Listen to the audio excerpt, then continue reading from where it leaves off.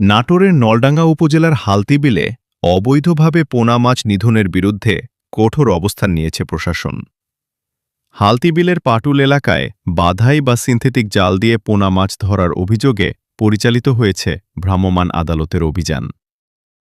মঙ্গলবার সন্ধ্যা ৭টা থেকে রাত ১২টা পর্যন্ত চলা এই অভিযানে ২টি মামলায় মোট ৭৫,০০০ টাকা জরিমানা আদায় করা হয়।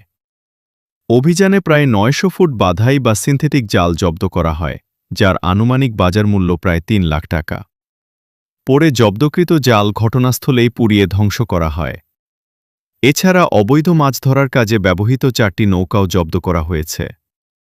অভিযানে নেতৃত্ব দেন নলডাঙ্গা উপজেলা নির্বাহী কর্মকর্তা আল ইমরান খান। ভ্রাম্যমাণ আদালত পরিচালনা করেন সহকারী কমিশনার ভূমি মোহাম্মদ শামীম হোসেন। এ সময় উপজেলা মৎস্য কর্মকর্তা মোহাম্মদ আবু সাঈদ, নলডাঙ্গা থানা পুলিশ, আনসার সদস্য এবং সংশ্লিষ্ট দপ্তরের কর্মকর্তারা উপস্থিত ছিলেন। মৎস্য সুরক্ষা ও সংরক্ষণ আইন ১৯৫০-এর ধারা ৫ অনুযায়ী অভিযুক্তদের বিরুদ্ধে আইনগত ব্যবস্থা গ্রহণ করা হয়। শুধু জরিমানাই নয়, ভবিষ্যতে এ ধরনের অপরাধে জড়িত না হওয়ার মুচলেকাও নেওয়া হয়েছে। অভিযানে জব্দ করা পোনা মাছ স্থানীয় একটি এতিমখানায় বিতরণ করা হয়েছে, যা মানবিক উদ্যোগ হিসেবে প্রশংসা কুড়িয়েছে।